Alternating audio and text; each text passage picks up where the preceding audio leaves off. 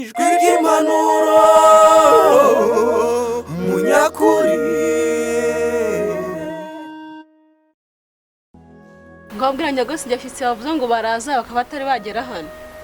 None se mama mufite ubwoba ko bataza? Shanga rata turavuganye bambwira ko bari mu nzira barimo kuza. nuko mwana we herega kwibyara bitera ababyeyi neza. Ahubwo se papa sinumva baje. nuko de mbwira abashyitsi bahire bazira igishyika binjire rwose.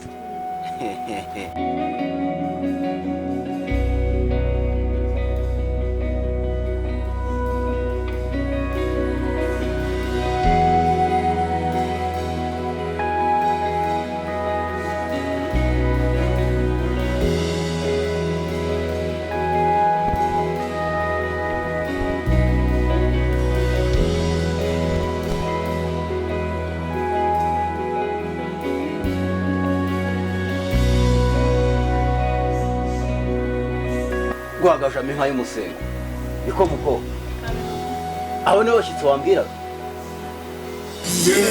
Ni twebwe erega ubundi simbi ubu reba nta nubwo ari njye wisabira, naje gusabira uyu muzungu afite umuhungu yabengutse uyu mukobwa wanyu.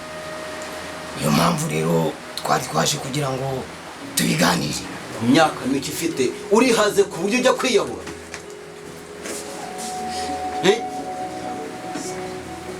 Umva sha abakobwa bamwe abashyize n'umuhazi.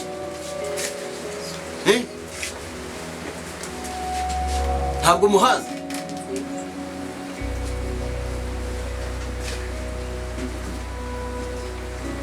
Ariko simbi rwose uyu muzungu reba yasabye imbabazi kandi ubu yaranakijijwe, ndetse n'ikimenyimenye ubu mu minsi ishize yavuye mu buroko yaramaze gusaba imbabazi, yari yaremeye n'icyaha. Kandi bose nibuke yuko turi abakristo. Mbanduka rwagaje niko baje mutegereje iki? Amatwi mwashyize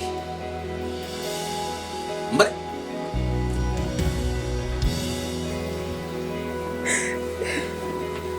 ariko mbere yuko tugenda simbizi hari ikintu nshaka kukubwira.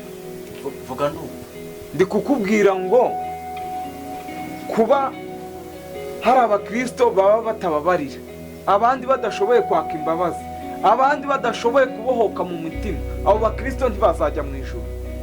umva Munyakuri nkubwiza ukuri, uyu muzungu ntantanga ijuru n'imiryango ye. Numva nzemere ndi buri.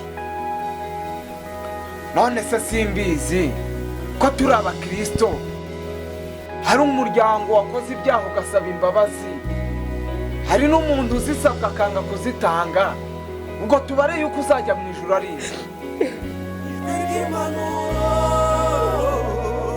Munyakuri.